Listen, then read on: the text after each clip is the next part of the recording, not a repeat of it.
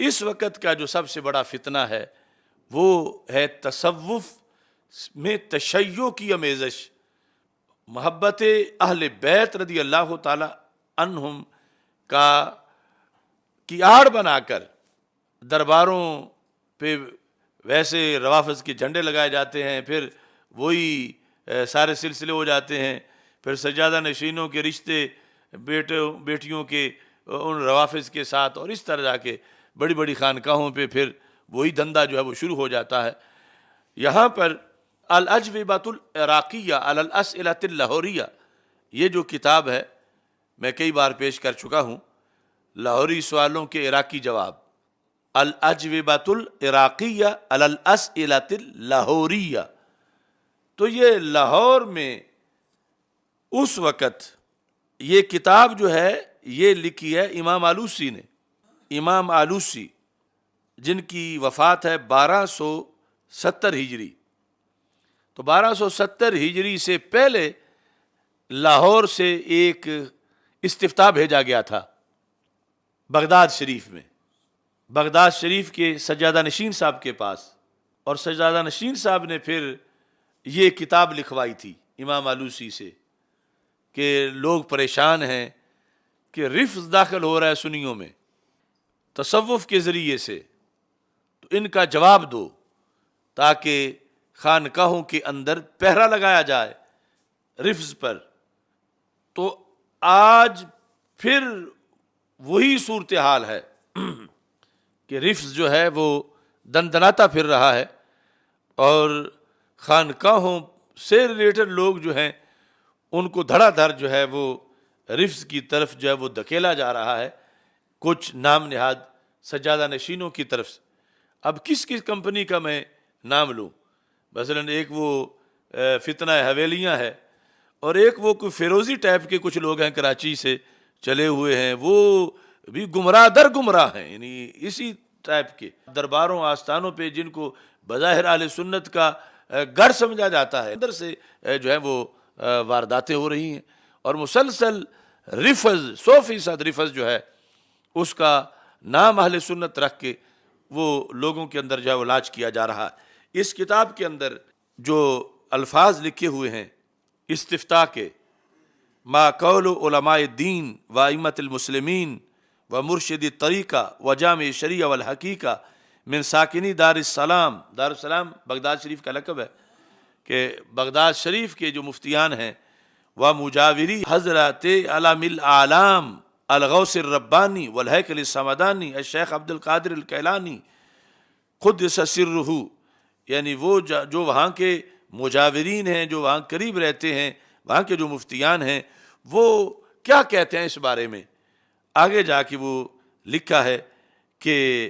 کہتے ہیں کہ فی جماعت، کیا کہتے ہیں ایسی جماعت کے بارے میں، ظہروا فی بلادنا، لاہور، ظہروا فی بلادنا، جو ہمارے یعنی ان علاقوں میں لاہور اور جو قرب و جوار کے اندر گرد و نواح میں جو لوگ ظاہر ہو گئے ہیں، یزعمون انہم من اہل السنہ، دعویٰ ان کا یہ ہے کہ ہم سنی ہیں۔ یہ نقطہ ہے اصل کہ جو رافضی بن گیا تو وہ رافضی کہلوائے، رافضیوں کے پاس بیٹھے، رافضی بن کے رہے۔ یعنی یہ خطرناک ٹولہ ہے کہ جو بن رافضی جاتے ہیں لیکن کہلواتے سنی ہیں، کیونکہ اگر وہ رافضی ہی کہلوائیں تو پھر ان کو کام نہیں دیتے رافضیوں کو، کہ وہ چاہتے ہیں کہ ان کے ذریعے سے شکار ہو، کیونکہ شکار کرنے کے لیے اسی طرح کا ہونا چاہیے جن کو شکار کرنا ہے۔ تو اس بنیاد پر انہوں نے کہا کہ ایسے لوگ پیروں میں تیار ہو گئے ہیں کہ یزعمون انہم من اہل السنہ، ان کا دعویٰ یہ ہے کہ وہ اہل سنت میں سے ہیں، لیکن وَيَسُبُّونَ الصحابہ رضی اللہ تعالیٰ عنہم، معاذ اللہ صحابہ کو گالیاں دیتے ہیں، خصوصاً من خاض لجۃ الفتنہ کا معاویہ ابن ابی سفیان ومن وافقہ فی ذلک الشان، اور صحابہ کو گالیاں دیتے ہیں، بالخصوص حضرت امیر معاویہ رضی اللہ تعالیٰ عنہ کو اور جو آپ کے ساتھی تھے ان کے بارے میں۔ اب یہ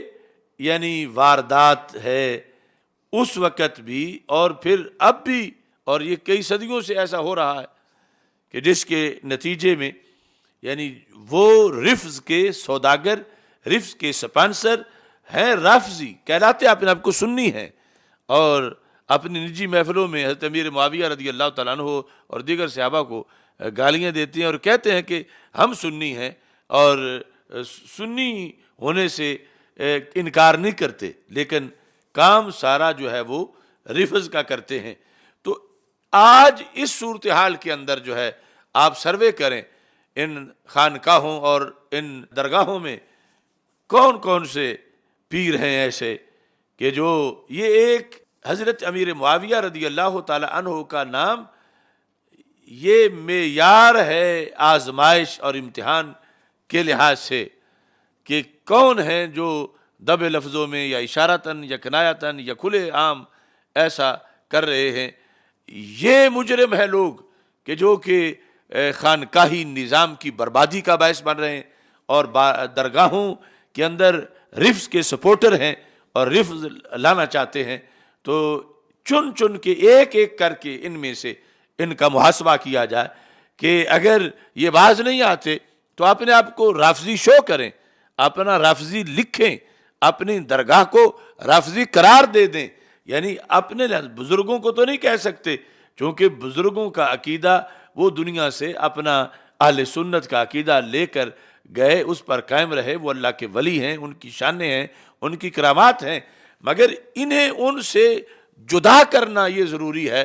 تب ان کا نقصان جو ہے وہ ختم ہوگا، ورنہ یہ ان کا نام لے کر، ان کی خانقاہوں کا بارگاہوں کا نام لے کر پھر یہ دھندا کیا کر رہے ہیں کہ دھندا یہ ہے کہ تشیع اور تصوف کو ایک بنا کے پیش کر رہے ہیں۔ حالانکہ